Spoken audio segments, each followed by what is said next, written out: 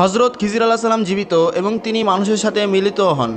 নবী করিম সাল্লাল্লাহু সাল্লাম ইরশাদ করেছেন, খিজির আলাহ সাল্লাম আল্লাহর হুকুমে আবে হায়াত পান করেছেন, সুতরাং তিনি কিয়ামত পর্যন্ত জীবিত থাকবেন।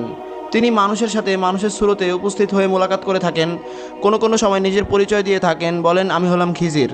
আর কোনো কোনো সময় অনেকে ওনার সাথে মিলিত হয়ে যান, সাক্ষাৎপ্রাপ্ত হন, কিন্তু তারা বুঝতে পারে না যে উনি খিজির আলাহ সাল্লাম। এই হাদিসটি অত্যন্ত দুর্বল একটি হাদিস। একদিন নবী করিম সাল্লাল্লাহু সাল্লাম সাহাবিদের বলেন, আজ হতে 100 বছর পর তোমাদের মধ্য হতে কোনো মানুষ বেঁচে থাকবে না।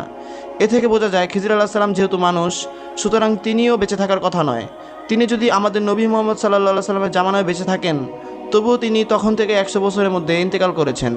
সুতরাং যারা বলে খিজির আলাহ সাল্লাম জীবিত, হজ করে মদিনায় মানুষের সাথে মোলাকাত করেন, মুসাফিরদেরকে সাহায্য করেন, মনে রাখা উচিত এমন কোনো কথা সহি নয়। খিজির আলাহ সাল্লাম একজন নবী ছিলেন, তিনি ইন্তেকাল করেছেন। এরকম আরও ভিডিও পেতে অবশ্যই আমাদের চ্যানেলটি সাবস্ক্রাইব করে পাশে থাকুন। ধন্যবাদ।